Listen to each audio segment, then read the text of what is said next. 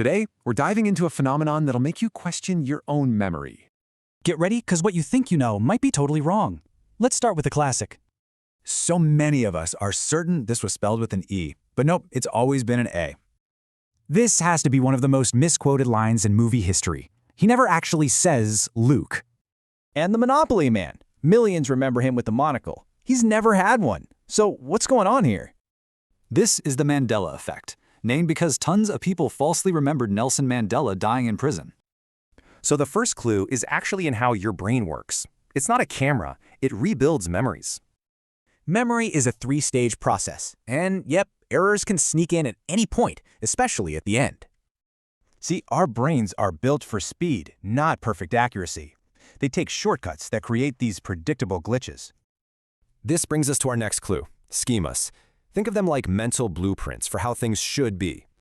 We expect certain patterns, and our brains just correct reality to fit them, creating these shared false memories. But how does one person's false memory spread to millions? Well, you need a catalyst, and today, that's the internet. Basically, the internet is a huge amplifier. It creates a feedback loop that turns these errors into facts. So, is this proof of alternate realities? Or is something else entirely going on? Let's break it down. Look, parallel universes are a cool idea, but we don't need them. Science actually has a complete explanation. The bottom line? Neuroscience and psychology explain this whole thing without any extraordinary claims. So why do these false memories feel so incredibly real? Because that feeling of certainty, it's all emotion, not fact.